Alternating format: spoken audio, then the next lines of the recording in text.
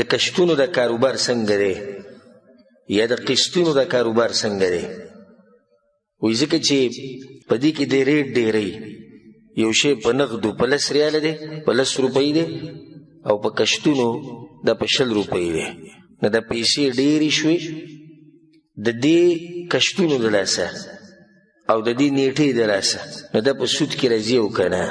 الجواب، دې مسله کې به لږ تفصیل کوم او د هغې وجه دا ده چې زموږ په ملک کې داسې علما شتي حق پرست محققین چې د هغوی دا رایه ده او دا قول دی چې دا سود دی.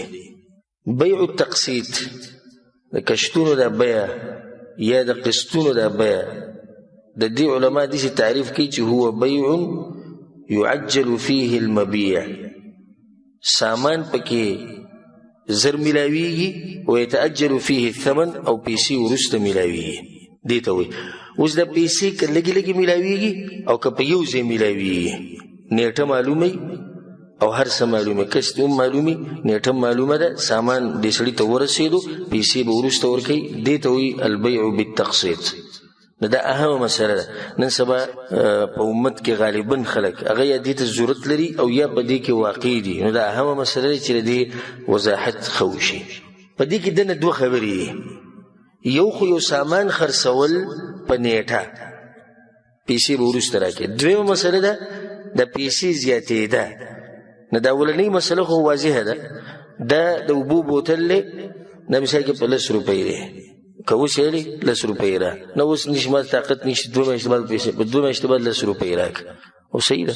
دې کې خو هېڅ خبره نشته، په دې کې څه حرج نشته. دې کې تا ته څوک څه نه وایي چې دا سود دی او که سود نه دی.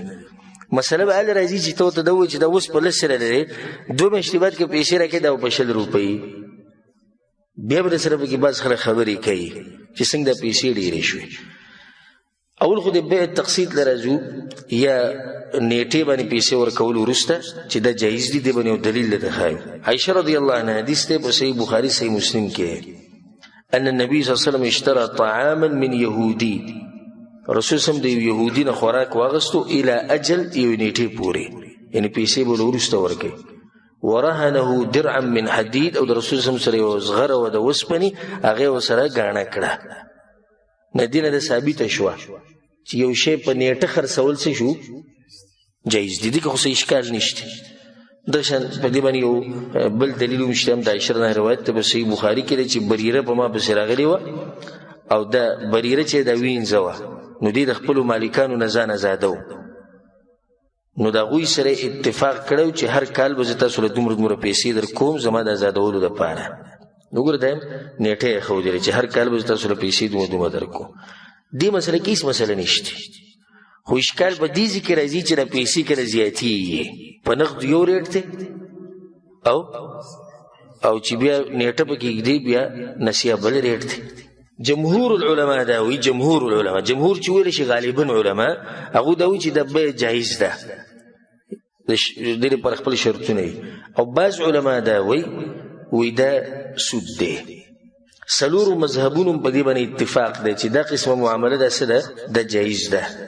لکه دا حنفي مذهب د امام ابو حنیفه رحمه الله د مذهب چې کوم کتابونه به کې بدایع الصنایع یو کتاب دی، او په هغې کې دا خبره لیکلې ده چې الثمن قد یزاد لمکان الاجل، وایي کله نه کله پیسې زیاتې شي د نسیه او د لاسه، مطلب چې هغوی دې ته جایز وایي.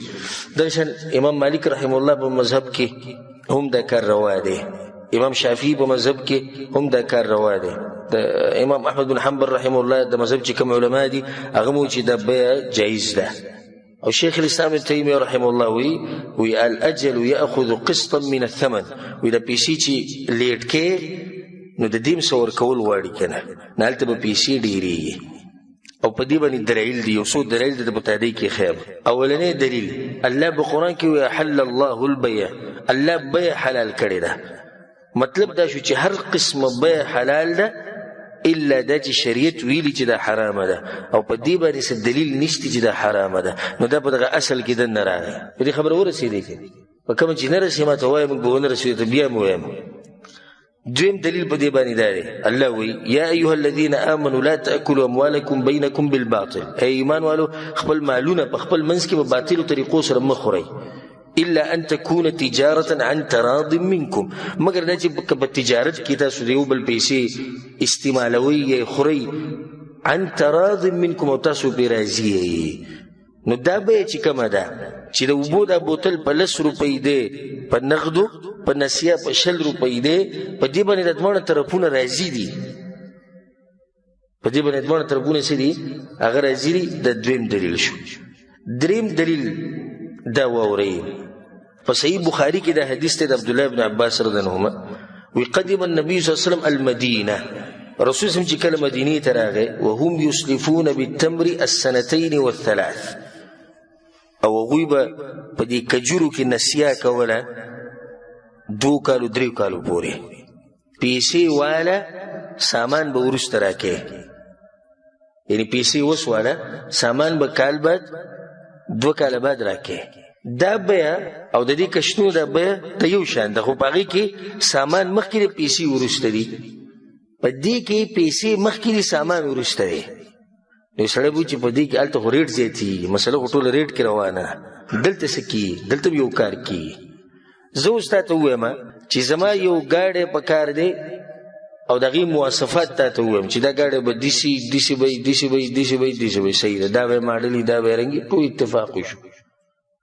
دا ګاډی ریټ د دې خپل 80 زره ریاله دی او ته به مال راکې 2 کاله بعد، 2 کاله بعد بل ته نه دا ګاډی علم ته پیسې اوس راکړه، ښه نو سامان به ماته 2 کاله بعد میلاوي، پیسې به تا ته اوس میلاوي. زه یم وروره که پیسې اوس اړي نو بیا به 50 زره به راکې، وایي صحیح ده 50 زره شو.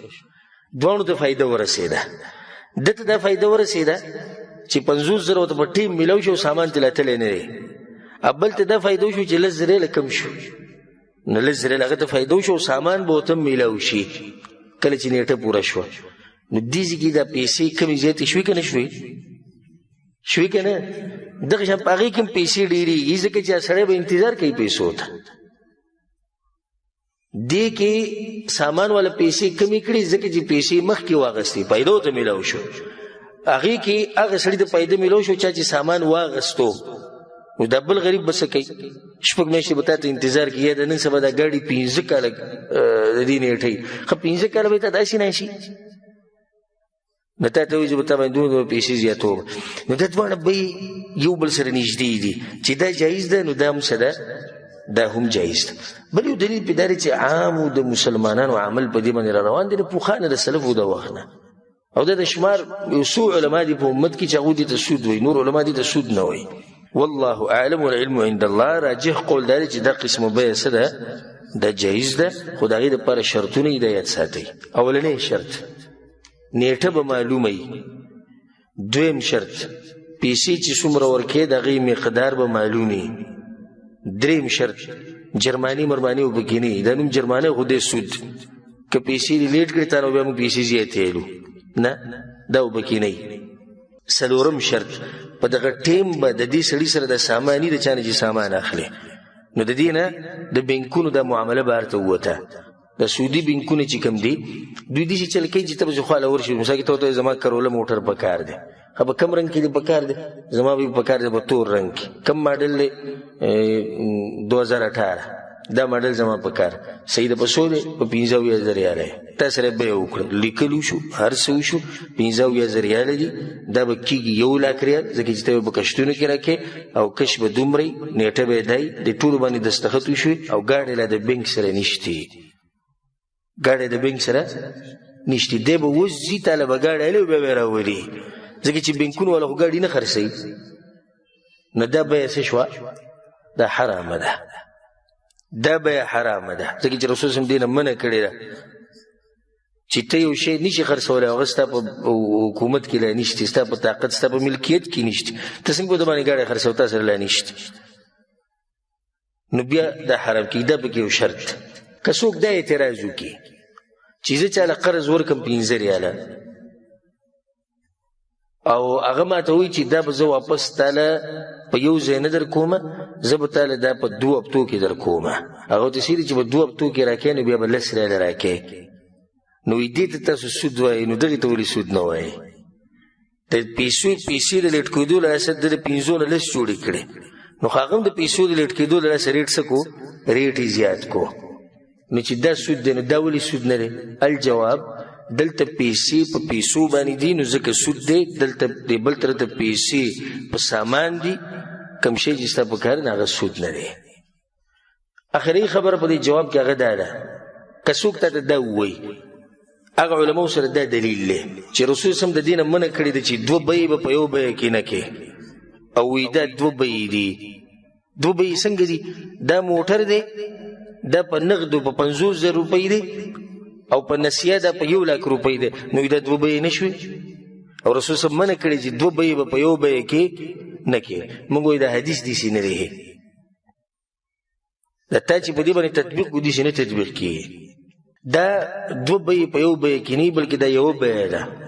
نو دا ریټ چې ورته وخو دا ریټ خو بیه نه ده. ټول انسانان دا مني چې بیه څه ته وایي؟ واخله راکه، دې ته بیه وایي. که نه زه درته دا ووایم چې دا بوتل په 2 ریاله دی، بیه وشوه؟ بیه خو نه دی شوې. دا بوتل به په 2 ریاله که څوک 4 بوتل اخلي بیا په 5 ریاله دی، بیه وشوه؟ نه دی شوې بیه. دا بوتل په 2 ریاله دی په نغدو، او په نسیه دا په 5 ریاله دی، بیه وشوه؟ هیڅ چا سره بیه نه دی شوې. دا به ال حرامي چې کله یو سړی ستا خواله راشي او مثال کې ته ګاډو کاروبار کې او تا ته وایي چې دا موټر زما خوښ دی، په څو دی؟ دا به په 10,00,000 روپۍ دی په نغدو، او په نسیه به 15,00,000 روپۍ دی. د سهیل چابي راکړه زما شو، دا بیه حرام ده. ولې حرام ده؟ بیه نه ده شوې. یو ځای یو خبره نه ده مقرر کړې چې دا ته په نسیه الې که په دغه په نغدو یې الې، خو چې کله د دوی اتفاق وشو چې دا به ظالم په نسیه، نو دا یو بیه وشو، دا دوه بیې خو نه دي شوي. نو دا خبره کمزوري دی چې دا دوه بیې دي په یو بیه کې. په دې مسله ورسېدې که نه؟ والله اعلم.